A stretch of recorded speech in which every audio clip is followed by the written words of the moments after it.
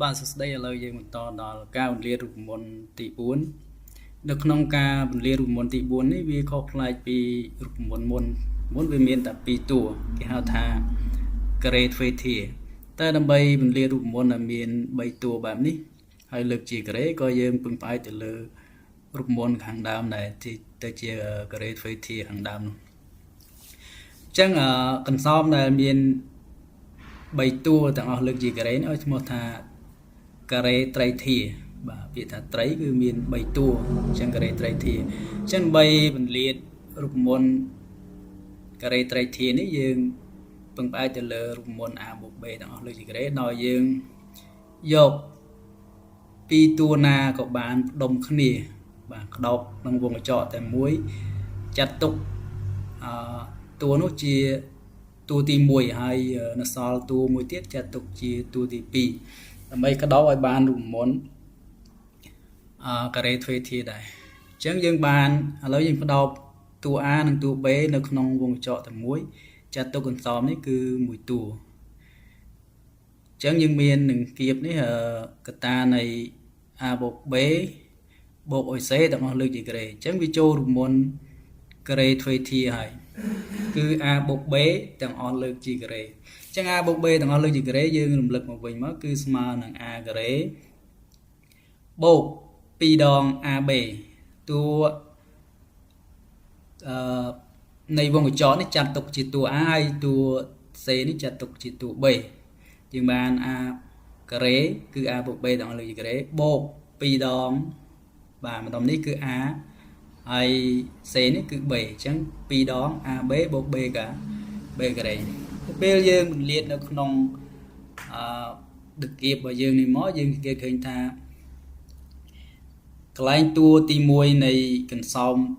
ខាងក្នុងនឹងគៀបនេះគឺយើងចូលរូបមន្តមកតង់ទៀតគឺ A បូក B ទាំងអស់លើកជាការ៉េអញ្ចឹងបើ A បូក B ទាំងអស់លើកជាការ៉េយើងបំបែកតាមរូបមន្តមុនដែរមកយើងបាន A ការ៉េបូក2ដង AB បូក B ការ៉េហើយតួទី2នេះយើងបន្លាតបំបត្តិវងកញ្ចក់មកបាទយក2គុណ A ហើយយក C នេះឬក៏យើងកន្លែងនេះអាច C 2C 2C ក៏បានឬក៏ C នៅខាងក្រោយនេះក៏បានដែរអញ្ចឹង2គុណនឹង A ហើយ C គុណនឹង A មកបាន 2AC បន្តមកយកបូក2នឹងគុណនឹង B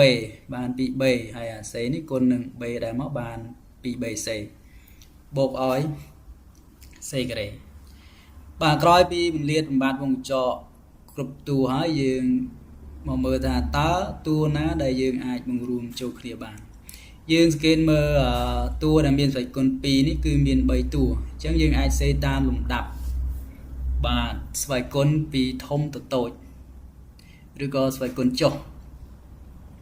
អញ្ចឹងយើង A ការ៉េ B ការ៉េ C ការ៉េនេះយើងមិនអាចបង្រួមចូលគ្នាបាននេះដោយសារវាជាឯកវិធីខុសគ្នាដោយសារវាមានអត្ថេខុសគ្នាវាមាន degree ស្មើគ្នាប៉ុន្តែវាមានផ្នែកអត្ថេខុសគ្នា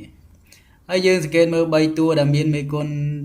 2នេះមាន3តួហើយវាអត្ថេខុសគ្នាដែរអញ្ចឹងដើម្បីកុំឲ្យយើងសេពីច្រើនដងយើងគ្រាន់តែចាប់2ជាកតាមកហើយផ្ដុំផ្នែកអត្ថេនីមួយៗបញ្ចូលគ្នាក្នុងវងកញ្ចក់មកយើងបាន2កតាឲ្យ AB បូក BC បូកនឹង AC អញ្ចឹងរូបមន្តរបស់យើងការ៉េត្រីធានេះ A បូក B បូក C ទាំងអស់លើជាការ៉េនេះយើងបន្លាតក្រោយពីបន្លាតមកយើងបាន A ការ៉េបូក B ការ៉េបូក C ការ៉េបូក2ដងនៃបាទឆ្លាស់គ្នាគឺ A គុណ B B គុណ C បន្តមកយក A គុណនឹងគុណ C អញ្ចឹងយើងបាន A ការ៉េបូក B ការ៉េបូក C ការ៉េបូក2ដងកតានៃ AB បូក BC បូកនឹង AC ទៅពេលដែលយើងបន្លាតកន្សោមខាងក្រោមនេះយើងប្រើរូបមន្តហ្នឹងបាទឥឡូវយើងបន្តទៅការដោះស្រាយលំហាត់ទាំងអស់គ្នា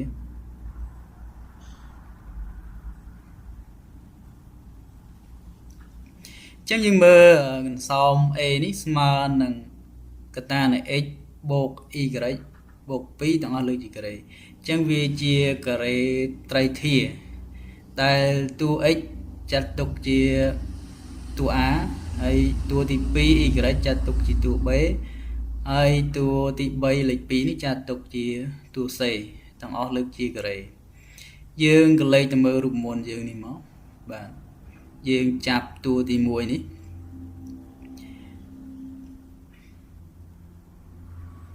បាទតួទី1នេះយើងបាន a ការ៉េស្មើនឹង x ការ៉េបូក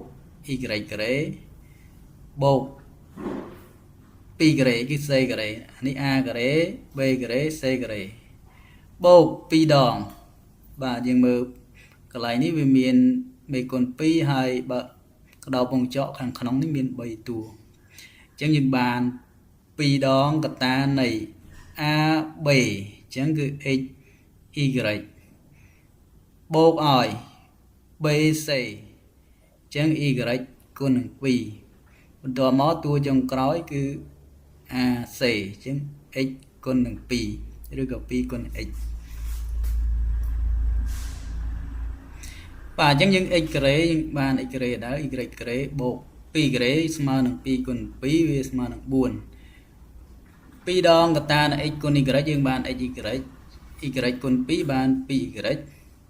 ហើយ2គុណ x យើងបាន 2x ដោយសារកតានៅក្នុងវងកញ្ចក់តួនៅក្នុងវងកញ្ចក់នេះយើងមិនអាចបង្រួមបានទេដោយសារវាជាឯកវិធីខុសគ្នាអញ្ចឹងយើងអាចពន្លាតក៏បានឬក៏ទុកវាប៉ុណ្ណឹងក៏បានបើយើងពន្លាតនេះបានតួទី1 y ការ៉េបូកយើងអាចសេតាមលំដាប់ស្វ័យគុណចុះមកអញ្ចឹង x ការ៉េ y ការ៉េ 4x បានឲ្យ2គុណនឹង2នេះបាន 4x 2គុណនឹង x y បាន 2x y 2គុណនឹង 2y យើងបាន 4y បន្ទាប់មក4នេះមានដឺក្រេទៀតជាងគេយើងសេក្រោយគេបាទអញ្ចឹងលោកគ្រូធ្វើការដោះស្រាយលំហាត់ទី1នេះដោយនៅសល់លំហាត់ B C និង D បងប្អូនអាចយកលំនាំតាមរូបមន្តរបស់យើងដែលគ្រូបានរៀននេះ